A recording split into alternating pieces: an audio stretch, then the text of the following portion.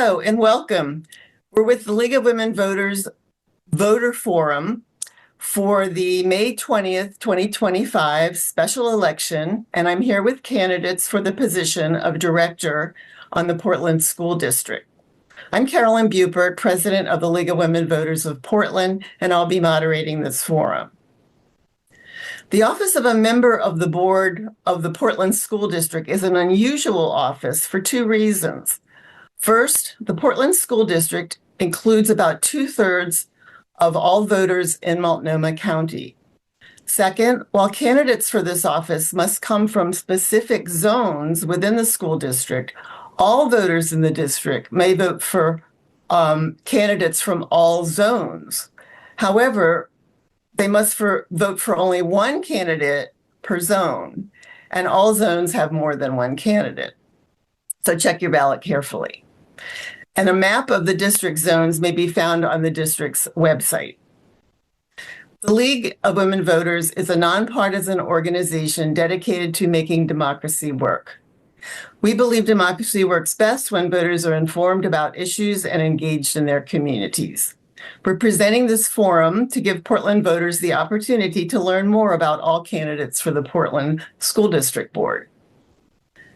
We invited all 11 candidates to participate, and those who agreed to participate and the time and date this forum was recorded are Ken Cavagnolo, Rochelle Chase Miller, Herman Green, Jorge Sanchez Batista.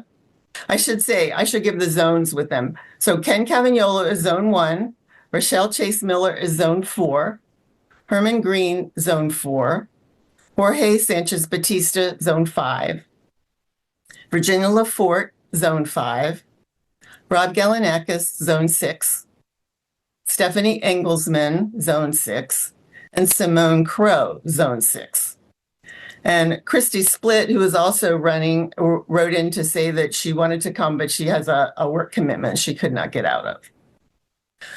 For questioning purposes, we've divided the candidates into two groups. All candidates will have two identical questions, and then each group will have a pair of questions that's unique to that group. All candidates were told of the questions in advance. Welcome to all of you, and thank you for participating. We're grateful for the support of the Carol and Velma Sailing Foundation, the Weiss Foundation, the League of Women Voters Education Fund, and our media partner, Metro East Community Media. And now the forum rules. The candidates may each give an opening statement of up to 1 minute in length. Each candidate will have 1 minute to answer the questions we prepared, and these questions have been provided in advance. Each candidate will have the opportunity to deliver a closing statement of up to 1 minute. The initial candidate order for the statements and the subsequent answers to the questions have been determined by the random candidate alphabets drawn for each election by the Oregon Secretary of State's office, so the order of answering questions will vary for each question. And we've asked the candidate to adhere to the time limits, and they've agreed. So group 1 consists of the two candidates each from zones 4 and 5. And the candidates may give an opening statement if they wish at this time. So the order for the opening statement will be Mr. Sanchez Batista, then Mr. Green, then Ms. Chase Miller, and then Ms. LaPorte. So Mr. Sanchez Batista, go ahead and give an opening statement if you like. Thank you, Caroline. Yes, so my name is Jorge Sanchez Bautista. I am a candidate for Zone 5 for the Portland School Board, and I am a current student right now. So I am a student at McDaniel High School, formerly known as James Madison of Northeast Prescott, or Northeast 82nd, sorry. And I am a son of Mexican immigrants as well as a Native American queer individual. So I have been a community organizer. Social advocacy has been my life's work, really going to a lot of issues with environmentalism, racial justice, and so forth. I currently work at Portland Parks and Recreation, sustainability, working with kids in the community, which I've enjoyed. Outside of that, I do a lot of legislative work with local, state, and federal policies to improve the lives of Oregonians, especially students. I currently am a student advisor, member of the State Board of Education, and sit on three advisory committees appointed by former Mayor Ted Wheeler, and also have served on three board of director positions. Thank you. Mr. Green. Uh-oh, unmute. All There you right, go. good evening, everyone. Because I'm a senior pastor, I talk a lot, and so therefore I actually made notes for today so that I can keep my thoughts and my words under 1 minute. I actually put that in there so I know that I'm on time. I'm a father.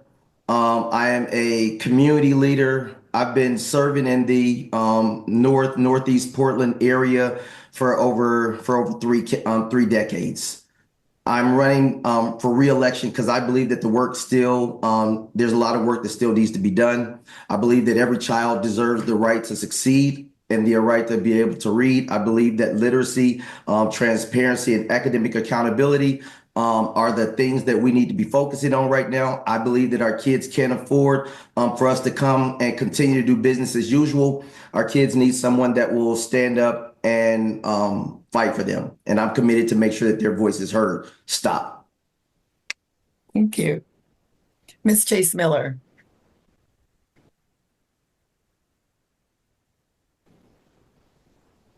Hi, thank you for having me. My name is Rochelle Chase Miller. I'm an early childhood educator and I am the statewide program director at Smart Reading. I attended PPS schools growing up, and today my kids are PPS students. And I'm running for the board because we need representation that reflects our community and will uplift the needs of our most vulnerable kids, those who have been historically ignored. I'm running because I know how to lead collaboratively and how to hold folks accountable. And I'm running because families of Black and Brown kids need a seat at the table. Families of special education students need a seat at the table, and families of LGBTQ plus students need a seat at the table. As an educator and as a mom, I've fought for kids my entire career, and that's what I'll continue to do as a board member. I'm one of those moms who stays up late watching school board meetings for many years. And for too many years, I've watched meetings and just wondered why it felt like board members did not reflect the interests of kids and families like mine, and why it felt like the people making decisions lacked understanding of the important basics of how kids learn and develop. So that's why I'm running for board. Thank you. Ms. Laporte. My name is Virginia Lafort. I am a current PPS parent and a 20-year resident of North and Northeast Portland, and I'm a longtime champion for PPS students. I've spent the last 13 years delivering significant systemic and policy changes that have positively impacted thousands of PPS students and staff. And as the parent of a recent PPS graduate and current high school freshman, I have and will continue to have a front row seat to the student experience. I see it at home, and I see it on the site council at PPS's largest high school, as a tireless advocate for environmental health and safety upgrades in our schools, and of course, as a classroom volunteer to this day. The experience has taught me a lot. It's taught me that if you want to change a system like PPS, you have to understand it. You have to be very comfortable challenging it, and then you have to be around long enough to see things through. PPS needs to work for every single student, and I'm really ready to work on literacy gaps, chronic absenteeism, and our unsafe, unhealthy infrastructure. Thank you. So the first question gives you a little more opportunity to tell us about yourself. And the question is, please tell us a little about yourself and why you're running for this office. And the order will be Mr. Green, Ms. Chase Miller, Ms. Lafort, and Mr. Sanchez Batista. So Reverend Green. Thank you again. I bring a unique combination of leadership and community skills to the table. Like I said earlier, I've been advocating for my community, for the families, for everyone in it for well over 3 decades. I've led initiatives that focused on literacy. I've led initiatives that focused on mentorship. I've led initiatives that worked on violence prevention. I've done this for quite some time. I've got I do have a master's degree in organizational development. I also have a master's degree in nonprofit development. So I understand the significance and the importance of governance, transparency, and strategic planning. I've had all of my kids graduated from Roosevelt High School, and every one of them graduated and went on to college with an academic scholarship. So I understand the need for importance for education, and I understand how to make sure that everybody can get it. And I didn't have to leave my community in order to make that happen. I stayed here. Thank you. Ms. Chase Miller. Thank you. I'm a third generation educator. I have 25 years of experience in early childhood education. Most of that is as a teacher of children ages 0 through 5. I hold a master's degree in curriculum and instruction with a specialization in early childhood education. I have managed curriculum and professional development for the United States' largest ECE provider. So I scaled curriculum and professional development experiences for over 35,000 teachers across 2,000 programs nationally. For the last several years, I have been the statewide program director at Smart Reading. So we serve about 17,000 kids statewide, about 10,000 of those in the metro area with reading support and books to keep. So I know how to provide oversight, accountability, and I know how to scale large education initiatives in order to meet different learners in different environments over large systems, whether it's national, statewide, or district-wide.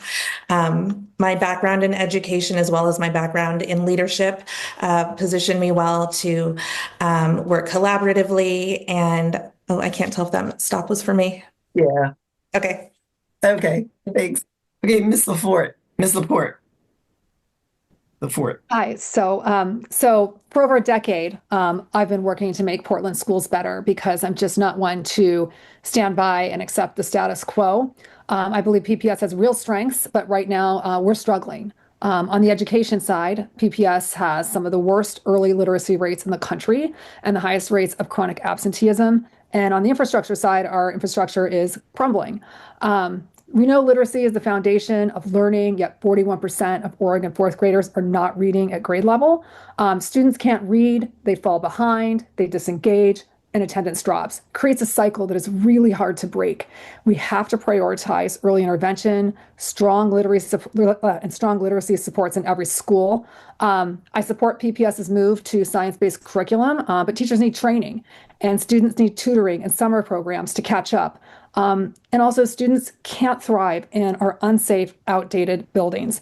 Modernizing schools is essential for healthy environments, healthy learning environments, and something I've fought for over a decade. I just think we cannot continue to lose when it comes to academic excellence and keeping our kids safe. That is why I'm running. I'm running because I want PPS students to start winning. Thank you. And Mr. Sanchez Batista. Yeah, thank you. So, my mom and sister came here to the United States in the early 2000s for the better opportunities. And one of them was really the education for my sister and later me.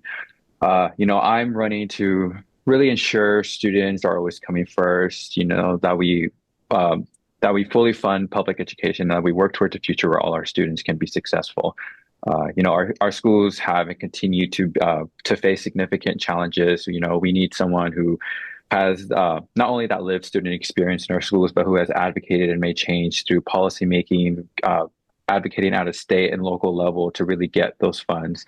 Really, in my priorities really are community driven and focused on that, really building equitable and inclusive schools so students don't face barriers, strengthening community engagement to where we have transparency involving all our parents, students, advocates, stakeholders, unions, and then really with our accountability and financial oversight, ensuring that we're fixing our buildings, that we're doing what the community wants, and ensuring that our dollars are going into our classrooms.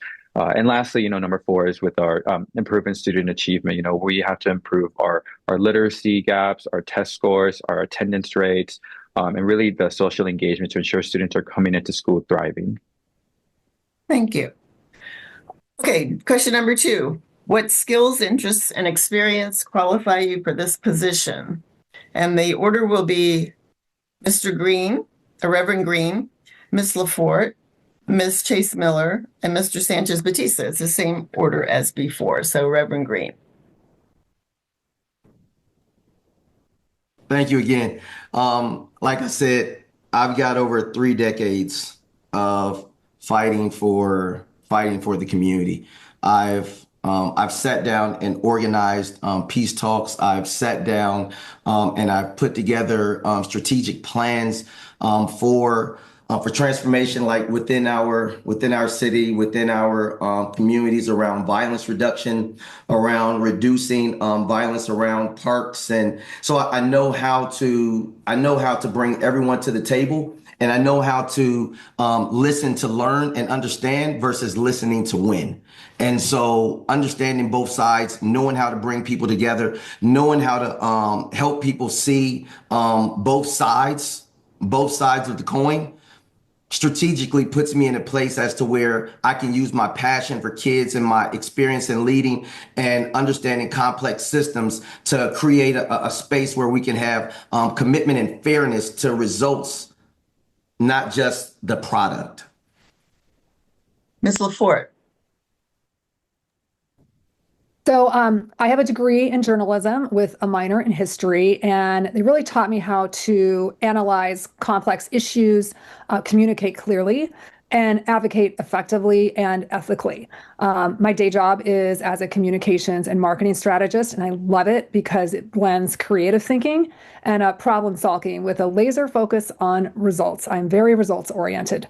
The combination helps me not just make promises, but actually deliver on them. And for example, I helped create the Environmental Technical Advisory Committee when PPS planned to reopen Tubman Middle School despite toxic air quality.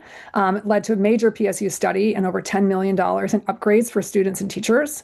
I pushed for changes to ensure that gifted education funds reach students in Title I schools. I co-founded the Grample Coalition to deliver the first real upgrades to the field in a century. And I helped secure $150 million for environmental safety through the 2017 bond. I don't just talk about change. I've proven that I can make it happen, and I can be even more effective from a board seat. Ms. Chase Miller.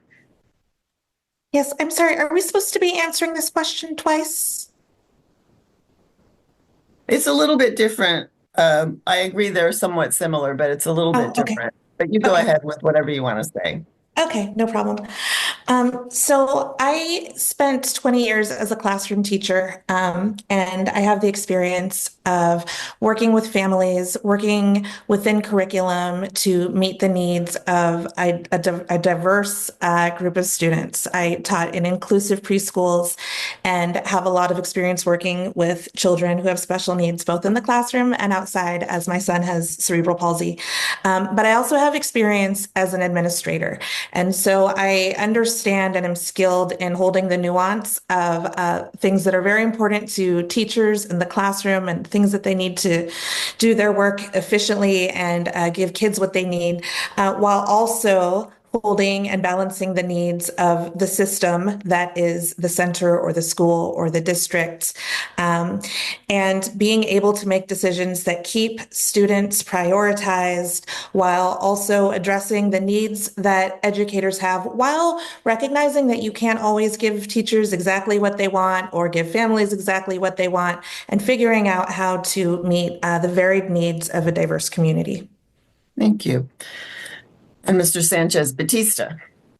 Yeah, thank you. So, my skills really go into, being an active listener, being a collaborator, and speaking up when doing something, you seem is wrong. I've worked to get things done and putting students first. I've done that ever since I was 10 years old when gentrification hit my neighborhood, and I've continued doing that for over a decade now. Really being that current student who's running for office, bringing that lived experience through, rats and mold and in unsafe buildings has been that long expertise that I've brought. And, working with educators and other classified staff all 12 years, they are the reason why why I'm here, the reason why a lot of students are, soon to be graduating, such as myself. And, my advocacy has really led to a lot, doing a lot of passage of legislative bills, doing a lot of policy and rules to ensure that, we're funding education, that we're improving the lives of Oregonians and students. And, my advocacy has led to, work towards climate and gun violence prevention among over $100 million in our education system throughout the state. Okay, thank you all. The third question is, what authority, if any, does the board have in modifying the target expenditures specified in the 2025 bond measure if the bond measure passes? And the order will be Mr. Sanchez Batista, Ms. Chase Miller, Ms. LaForte, and Reverend Green. So, Mr. Sanchez Batista. Yeah. So I will say that, the bond, like how it is right now, is $1.83 billion. It cannot exceed that amount. And, the board has discussion on whatever funds is approved by voters. And, I think we're all in that same seat to hopefully approve to, better serve our students and improve our infrastructure.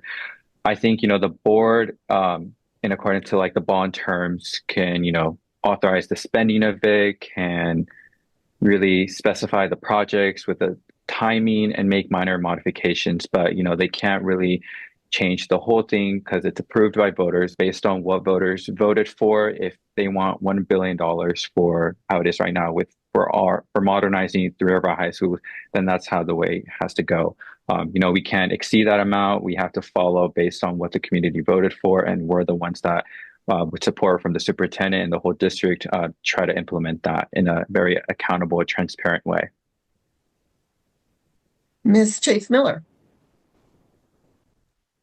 So generally, a board's ability to modify a bond's target expenditures is limited by the terms of the bonds, but often a board has some discretion in how funds are allocated within the broader scope. Our bond was designed to be flexible and has buckets versus a set of projects, which should give the board some discretion in how we address each bucket. Ms. LaForte. So yes, the board actually does have leeway to modify target expenditures in the 2025 bond measure. The numbers in the referral are just that, they're estimates. I know this because I was actually part of the team that wrote the referral for the 2017 bond. And but I think in terms of what the target expenditures should be for this bond, I think it goes without saying that we can't have the most expensive high schools in the country. And I believe that PPS's estimates need to be entirely reassessed, and it may mean even rewriting some board policies to allow us to use less expensive materials to bring those prices down. I think it's imperative because every dollar possible needs to be carved out to touch our elementary and middle schools now. We have sick buildings, and they can't wait for 8 more years, which is the new bond cycle. Reverend Green. Thank you so much. I think I'll just be piggybacking a lot on a lot of things that have already been said. As a board, we have a limited authority. We do have some authority, but it is limited on the target expenditures. The funds have to be used on what was actually outlined in the approved bond language, which is why we tried to make it as not as locked in by we're going to put this much on this, because we wanted to be able to be extremely transparent to figure out where can we get as much money as possible back so that we can put that money back into elementary schools and to middle schools, because we know that those schools are needing a lot of love and support right now. But we do have some oversight. We just have to make sure that whatever it is that we do it transparently and is open to the public so that the community knows exactly what we're doing and why we're doing what we're doing and the significance of it. So, Thank you. You're listening to the Voter Forum or the podcast of candidates seeking election to the Portland School District Board. And the fourth question, last question for this group is, what are your thoughts about the appropriate elements of district policy on the use of cell phones by students during school hours? And the order will be Mr. Sanchez Batista, Ms. LaPorte, Ms. Chase Miller, and Mr. Reverend Green. So, Mr. Sanchez Batista, go ahead. Thank you. Yeah, I think when it comes to cell phone usage, I grown up with cell phone. I'm currently in the school where there's somewhat of a cell phone policy. And, I'm supportive of the policy. It, balances the well-being of how students should be engaging with other students and other teachers, as well as handling their, academics. I think the really concerns that I've heard from administrators and from parents and families is really the safety behind it. What students are supposed to do during a drug use, a medical emergency, or possibly during a school threat, as school shootings are becoming more common in our country and among other public safety situations in Portland. From there, also with the implementation through our building administrators, who are going to be the key folks that are going to be implementing this with support from other staff and other classified staff. Last thing we want to do is really give our administrators a lot of work and really make their job even harder when they are already handling, a full building of hundreds of to potentially thousands of students, depending on the school. Okay. Ms. LaForte. So I think it's important to point out that they're not just cell phones. They're recording devices and social media machines. And my son is actually participating in the Yonder Pouch pilot program at his high school. So I do have some firsthand experience. I had my own reservations, like a lot of parents. I thought, what if I need to reach him at school? What if there's an emergency? And after 6 months, I went ahead and actually surveyed the parent and caregiver community and shared the results when I testified in front of the board about the policy. And 82% of parents and caregivers said the pouches and the off and away all day policy have had a positive impacts. Their students were consistently noting reduced anxiety and stronger peer connections. The hallways are livelier. I've seen it myself. Students are engaging face to face. It's really fun and exciting to watch. And it's equally important that our educators no longer have to police cell phone use. I'm strongly in favor of the policy, and if it's affordable, I do believe the pouches are a worthwhile technological investment, whatever bucket we want to use, hopefully from the bond. It's an investment in students' educational success and mental health. And I do understand that, of course, there will be caveats based on school location, building administrator input. But what I've seen right now, it's a great policy. It's working. Thank you. Ms. Chase Miller. I also support the district cell phone policy. The data is very clear on the impact of phones and social media on kids and the negative impacts on kids' academic and social emotional development. I see it in my own kids, and I see what Virginia has spoken about also when I'm in the schools. Kids are more engaged with one another socially. There's less bullying. My son, to his own chagrin, reports just how much of a better time he's having at lunchtime with his device away and those of his peers. I also think it's important that the policy does cover lunch and passing times, as these are times when instances of bullying and harassment are heightened and the detrimental impact of phones are particularly noticed. Oh, and I also support the Yonder pouches. My kid's school uses them, and my mom, as an administrator, her school used them, and they worked really well, and they didn't have all of the problems that we've been dealing with in Portland around the phones. Mm-hmm. And Reverend Green. So there were the PPS policy had two factors. There was one for the elementary school and middle school, and then there was another one for high schools. And we invited input from everyone to be a part of creating this so that we could form it. I believe that for middle school and elementary school, that the off and away all day was something that everyone agreed on, and that we were solid that needs to happen for high school. The flex came because it was, do we have it off and away all day, or do we have it during instructional times, and that they could have their phones during lunch? I chose that working with the students, because we invited student input. We told them that their voice was going to matter, that if their voice was really going to matter, then we should have listen to what it was they had to say. So I was a fan and a support for off and away during instructional time, but that they could have their phones during passing times. And I still stand on that. I said it then, and I'll still stand on it today. Thank you. So now each candidate can give a 1-minute closing statement, and the order will be Ms. Chase Miller, Mr. Sanchez Batista, Ms. Reverend Green, and Ms. LaForte. So, Ms. Chase Miller. So I'm going to beat my opponent, Director Green, to a line he says often. He may say it today. I've often heard Director Green say that this is a movement, not a moment. But I want to counter that because I see things differently. For me, this is a moment. This is the moment when my kids are young and they're in school. And this is also the moment that was forecast 30 years ago when Measure 5 was passed when I was in school and was predicted that our schools would have no money and our kids would be struggling to learn the basics. This is also a moment when the federal government is attacking diversity, equity, and inclusion and threatening to strip our schools of precious resources if we continue to teach those principles and those values. So this is a moment when we need board members who will listen actively, who will collaborate with one another and our teachers and the districts, and who will fight for our kids. That's the work that I've always done as an educator, and that's the work that I will continue to do as a board member. And that's the work that I'll continue to do as a mother, because my kids can't wait. The kids in PPS today can't wait. This is their moment, and they deserve schools that are worthy of them. Mr. Sanchez Batista. Yeah, I right now at 18 years old am breaking barriers as the youngest candidate in the race and the one with the most unique experience. Other than bringing that lived student experience, who has been the advocate, who has done the work, who has proven themselves to be a community organizer, an active listener, and a collaborator to ensure that students are being put first, either, with stakeholders, lawmakers, elected officials, with the school board, et cetera. I've done it.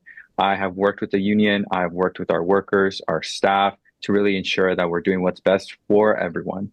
And that's, I continue to do that right now, being endorsed by the teachers union and PFSP and the leadership of SEIU.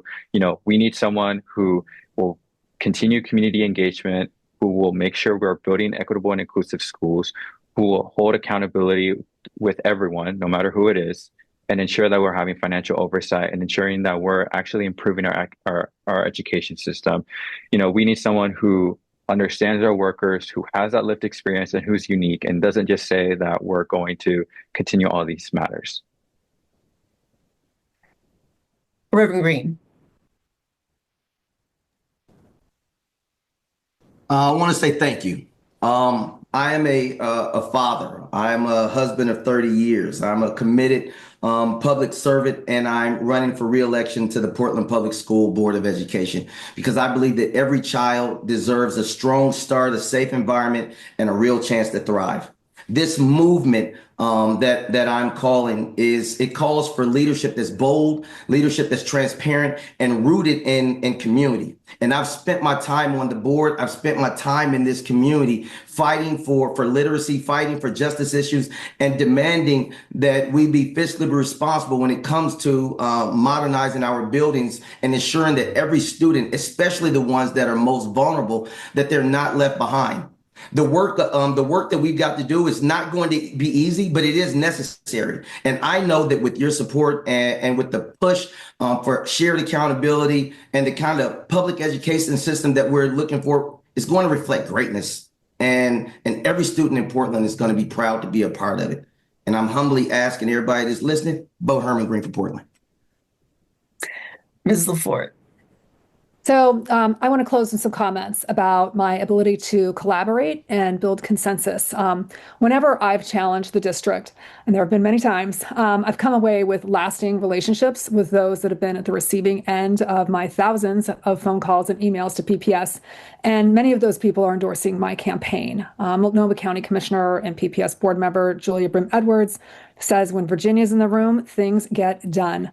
City Councilor Dan Ryan is supporting my campaign. Numerous current and former school board members, including current Chair Eddie Wang, current Zone 5 Rep Gary Hollins, Patty Sullivan, and even former Interim Superintendent Bob McCain. They know that I advocate in a way that brings the people who need to make the change together. I'm very proud to have the endorsement of Stanford Children, and I also just received the endorsement of the Oregonian editorial board, who wrote, LaForte has showed up for years as a volunteer, advocate, and when needed, a challenger to the district. Those efforts reflect one of LaForte's strengths, her ability to identify, create, and execute solutions to big problems. I believe we need someone who has a track record of solving big problems for PPS students and staff right now. I believe I'm that candidate, and I respectfully ask for your support and your vote. And thank you so much to all of you for having us. Okay, thank you for all those answers.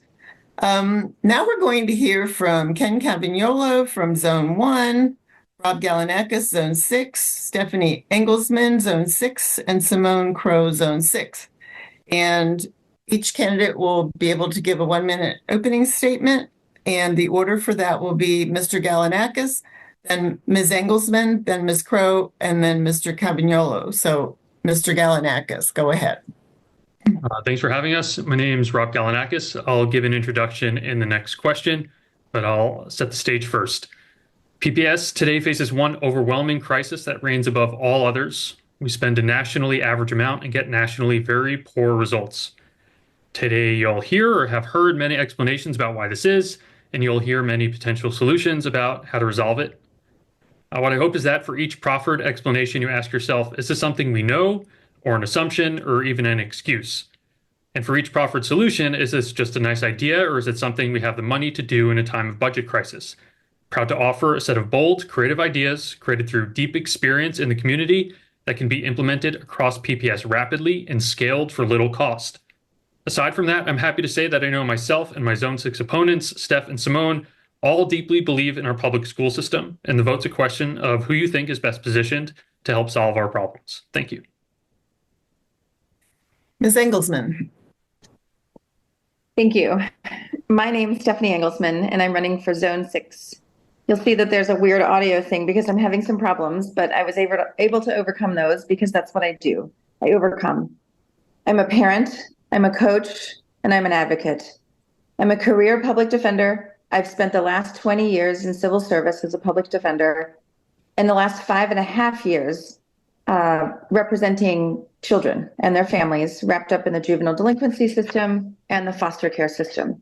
It's been a true honor to learn how to and boldly and actively advocate on behalf of those children and their families. I'm a parent. I have 3 children in Portland Public Schools Elementary School, so we'll be around for a long time. And I'm a coach to soccer and Oregon Battle of the Books. I have lived in Southeast Portland since 2003, and I'm here because I am fighting to work against chronic absenteeism. Oregon has one of the highest in the nation. To bring our literacy and math rates up, we have some of the lowest in the nation, and to make sure that our schools are what our students are proud of. Ms. Crow. I envision a future for kids, parents, teachers, and staff in the PPS school district that is bright, full, and well-educated. Schools are the cornerstone of our society, and without thriving schools, we can't have a thriving community. It's not an easy time to be on the school board. We're facing a $40 million budget deficit, and so hard decisions need to be made. I've spent the last few weeks diving into the weeds on budgeting and meeting with relevant people to learn as much as I can. From what I can see, we can still invest in priorities families and voters care about while staying within budget. Here's how I think we do it. 1, we pay teachers their worth. 2, we decrease classroom sizes. 3, we invest in strong after-school programming. If we prioritize these 3 areas, we will see students succeed. This does mean making cuts elsewhere, though, which I'll get to later when we all speak to that issue. Along the way, whether I'm running for school board or once I'm elected, I'm centering community conversations.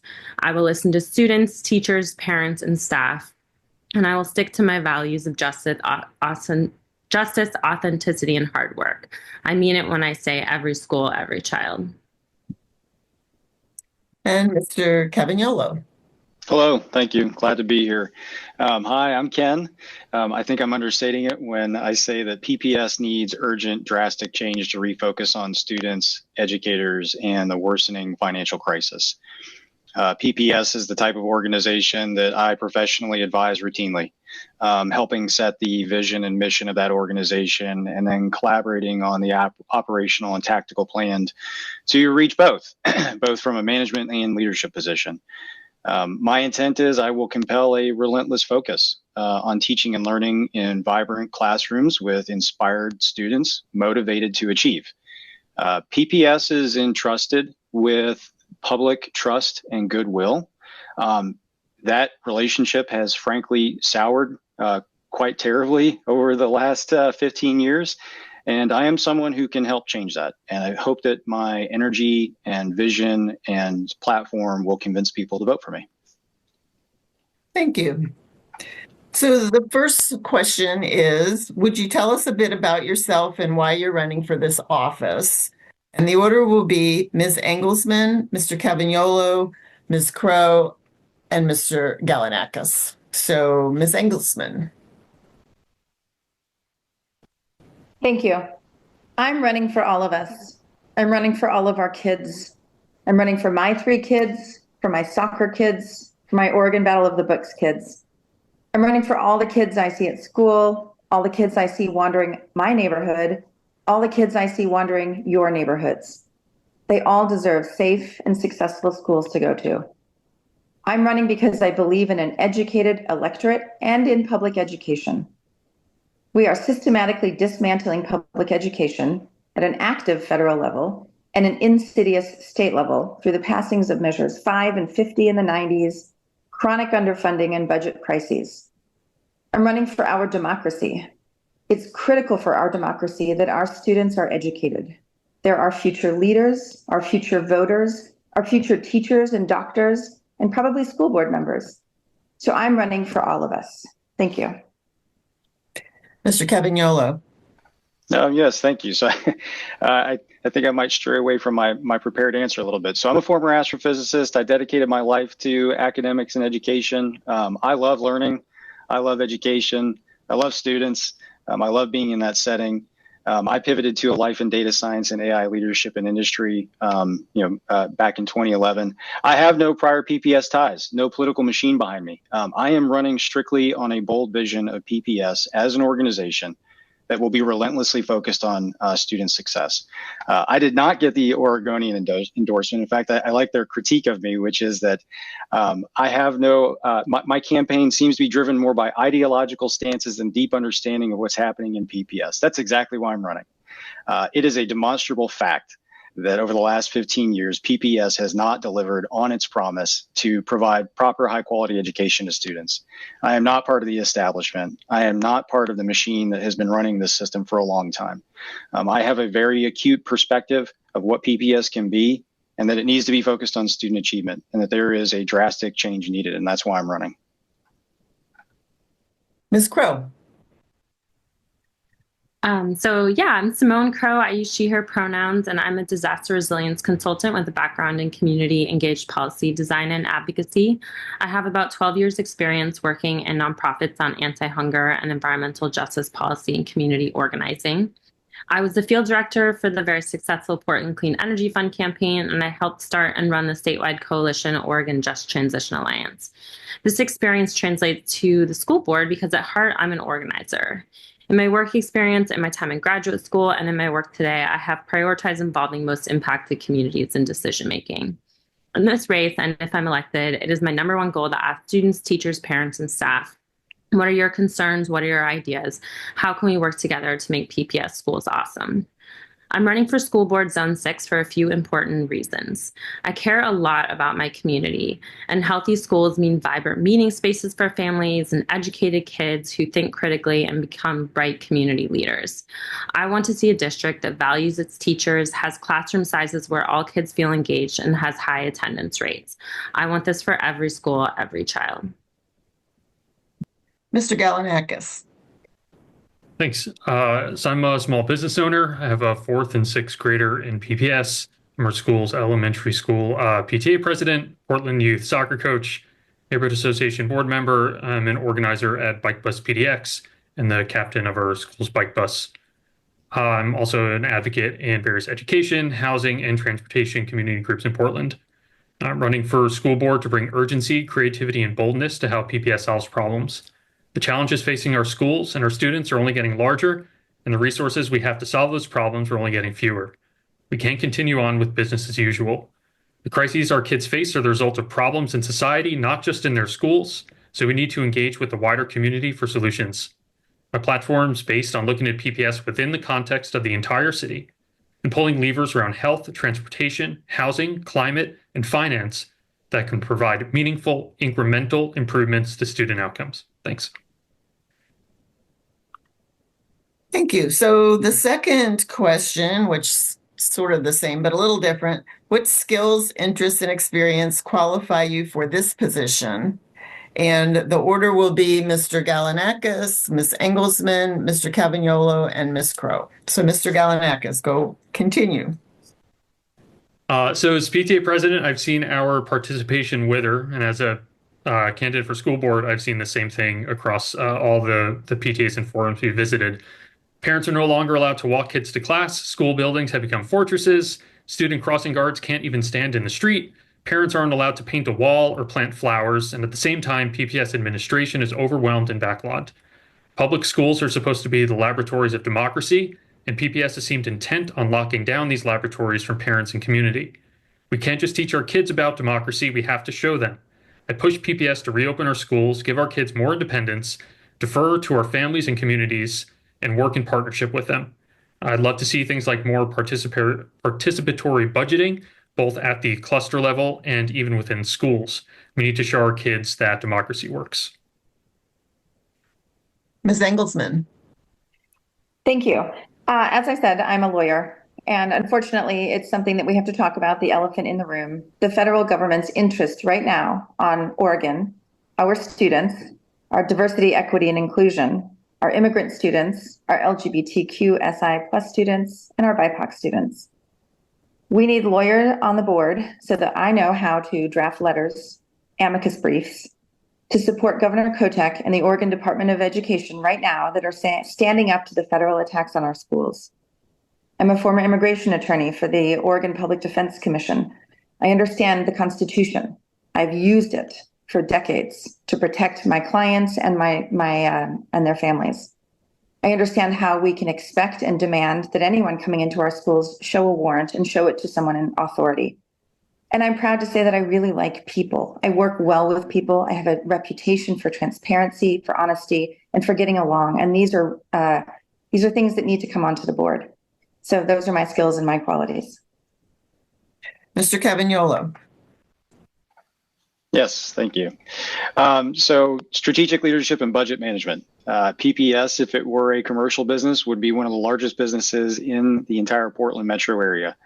I have, bring my professional experience ranges from successful small tech startups to private mid-sized companies to corporate behemoths. I've managed budgets of $10,000 to currently $300 million. I've led teams of 3 people to teams of hundreds of people.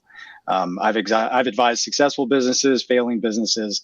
I feel like that kind of strategic budget focused leadership and management is really important for an organization like PPS, as well as data driven decision making, as well as ethical and equitable leadership. These are all skills that I bring to my professional setting on a daily basis, and I really look forward to bringing those to the PPS board. Ms. Crow. I already highlighted my experience making policy decisions by asking for those for ideas of those most vulnerable, all the way to powerful people with high levels of technical expertise. I have served on 3 boards, and I'm responsible for helping oversee our budgets and manage staff. I facilitate and manage budgets for several groups working on disaster resilience at the national, state, and neighborhood levels, and love working through challenges to come to the best solutions to the community. I have experience teaching organizers, was a TA in grad school, have taught a class at Lincoln High School, organized with Sunrise PDX, and helped implement the climate justice curriculum at PPS.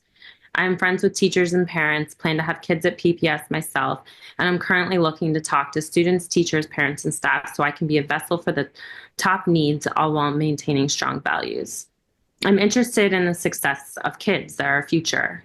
At the federal level, we're seeing devastating cuts, the devaluation of education, and attacks on DEI. And now more than ever, we need to act locally and be strong advocates for our kids' well-being. Thank you. Third question. What steps or educational programs, if any, would you support to encourage civic engagement and voting by our young people? And the order will be Ms. Engelsman, Mr. Cavagnolo, Ms. Crow, and Mr. Galanakis. So Ms. Engelsman. Thank you. Well, I'm proud to say that I have been endorsed by both Voters of Tomorrow and Next Up Action Fund because I believe that listening to our young voters and our future voters is important. My alma mater, the Tufts University, has the Center for Information and Research on Civic Learning and Engagement, and they tell us that our young voters, this next generation, is the most diverse we have seen, and they bring fresh ideas and perspectives to the table. As such, I will start early, well before voting age, to bring civic duty and civic lessons into schools. Mock elections in middle schools, having family do votes at home. What dinner are we going to have? Where are we going to go for dinner? Reading books to young students, to young elementary school students, and then helping teens brainstorm and research local community service projects that they can relate to. Environmentalist, organize a roadside cleanup. Get our voters involved and engaged early before they are voters, and so that when they come to the table with their vote, they're educated, they're ready, and then model behavior at home, which is what I do. Mr. Cavagnolo. Thanks. Yeah, so engagement among young voters is unfortunately very low in this country. So it's an area that, would be fantastic to see it bolstered. And that starts in the educational setting, especially the public education setting, which tend to be the voting blocks that participate the least, especially when it comes to elections. So I would like to see student-led civics clubs, continuing funding for those initiatives, especially when it comes to teaching peers to, visualize, for example, like, voting trends, campaign designs, engagement across social media. The landscape for elections is completely changed, and the youth vote are the ones that know the most about that, and they should be highly engaged. They help the rest of us, as well as integrated civics capstones. I'd like to see those as formalized programs within, especially the high school setting, as well as service learning credits, especially around analytics and data focused projects. I think that that's a skill set that both serves the students and the community extremely well. Ms. Crowe.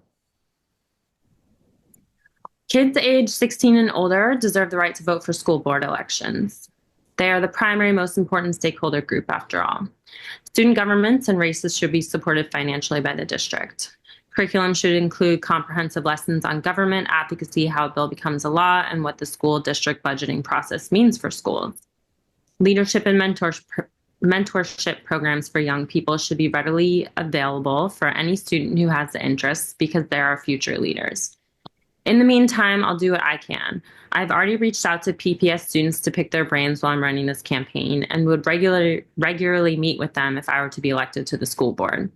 First and foremost, our city and state need to do everything they can to eradicate childhood poverty and hunger.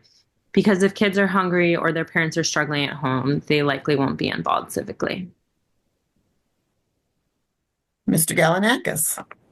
So I realized I've flipped my answers, and the last one I answered was this question, in case you're wondering about PTA participation withering. So I'm going to jump out to the next one. Skills, interest, and experience qualify you for this position. I got into school and education advocacy after watching my kids' school hopelessly swim upstream against invisible currents. These currents, like lack of housing due to Portland zoning policies, ensure schools face impossible challenges with issues like falling student enrollment. So I got into education through transportation, housing, and climate. Having someone on the board that doesn't just have deep experience in our schools, but sees PPS within the context of its city and the challenges both face is vital. PPS is one of Portland's largest employers, largest landholders, largest car trip demand generator, large fossil fuel emitter, and is embedded into nearly every neighborhood.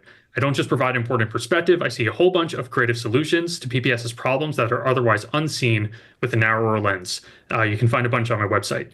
We can't keep floundering in these invisible currents. By the time our schools are impacted, it's too late. We need to make sure PPS is looking upstream to solve problems before they happen.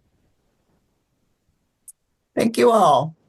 You are listening to the Voter Forum and podcast of candidates seeking election to the Portland School District Board. Fourth and final question. What portion of the PPS annual multi-billion-dollar budget would you consider increasing or decreasing, and why? And the order will be Ms. Crowe, Mr. Cavagnolo, Mr. Galanakis, and Ms. Engelsman. So Ms. Crowe, go ahead. No matter how small or big the budgeting decision, we need to apply an equity lens always. This means asking questions that are informed by the community and data about things like how will it impact kids of color and low-income kids? How will often neglected schools benefit? I have 3 top priorities when it comes to our budget. 1, decrease classroom sizes and hire more teachers. 2, pay teachers their worth. And 3, invest in arts, music, civic engagement, everyday skills, and social emotional learning in the classroom.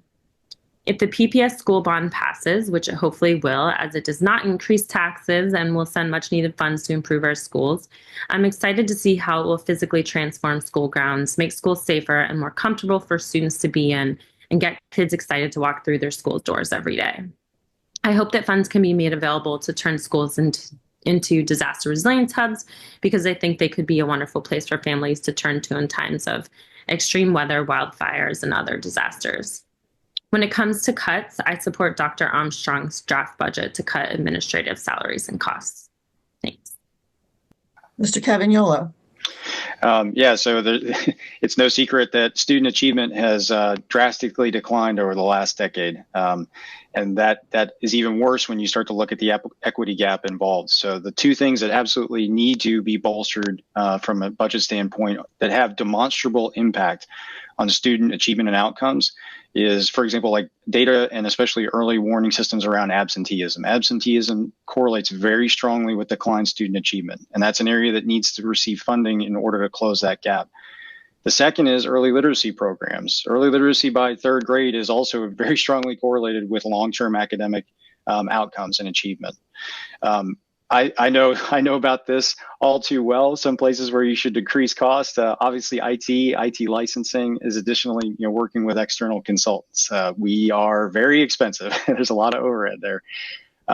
Sadly, in fiscal crises, you also have to address the overhead associated with, for example, like central offices, travel, events, salaries, G&A, things like that. It is an unavoidable fact that those are areas that do wind up having to be cut as well. And Mr. Galanakis. So the fact is there are no good answers on what to cut. This is a budget after years and years of reductions. We know we need to keep student-facing positions, and I know we always talk about cutting central office staff, but I would cut certain areas like capital project management much, much further so we can change how they work and affect some cultural change within those groups so they work in partnership with parents and community rather than as oppositional, which is what we so often experience.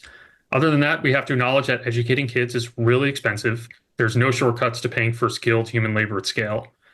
We could double our school funding and we would have no trouble spending it.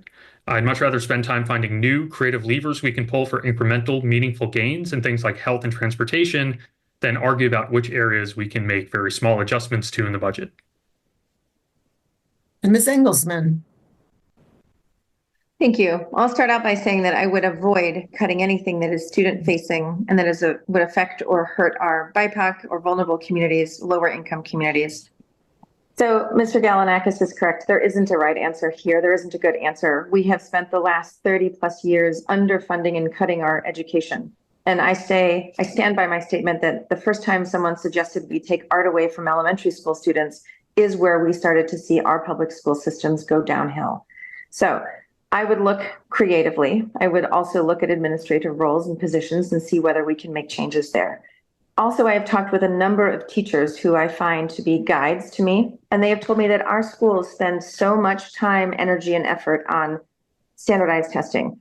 We do OSAS, we do MAP testing, we do iReady testing, all of which takes away instructional time from our students, all of which have separate contracts and cost separate amounts of money, and all of which in preparation for take away instructional time from students.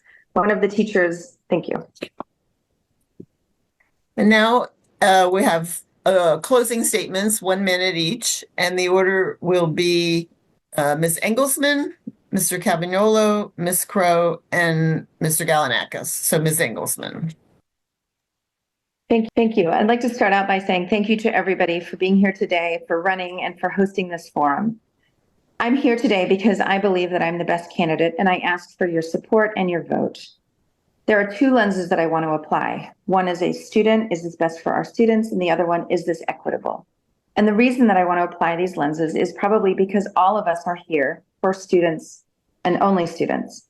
And this means that my endorsements are broad and they're deep, and I'm very proud of them.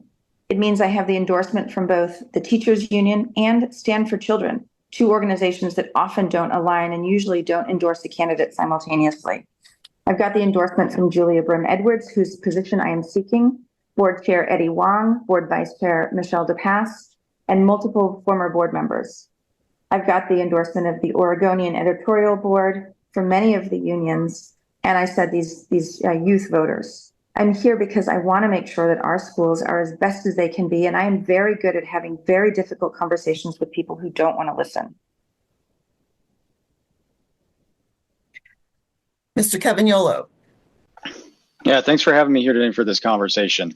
Hopefully I've left you with the feeling that voters, you're going to get 100% of me. I will bring a tireless work ethic, an analytical rigor, a collaborative energy, and an operational discipline to the board. I hope that voters share my enthusiasm for learning and education and my frustration that it's not the top PPS priority. Like I said, it's a demonstrable fact that the public has been abandoning PPS. That's seen in enrollment. That's seen in people's hesitancy to move into areas that are covered by PPS.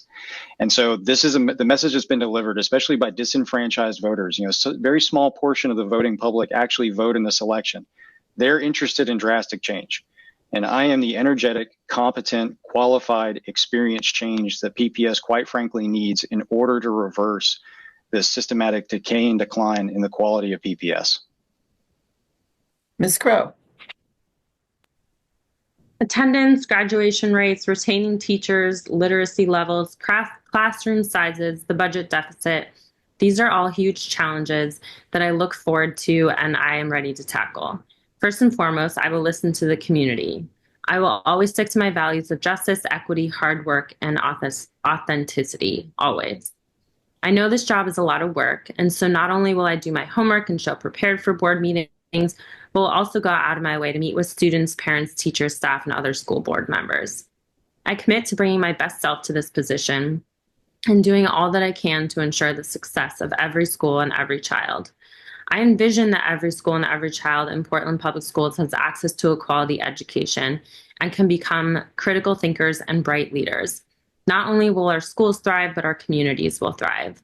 A vote for me is a vote for every school and every child. Please visit simoneforschoolboard.org for more information. And thank you so much for having me. And thank you to my fellow candidates for running. It's an honor to be considered a candidate for the PPS School Board Zone 6.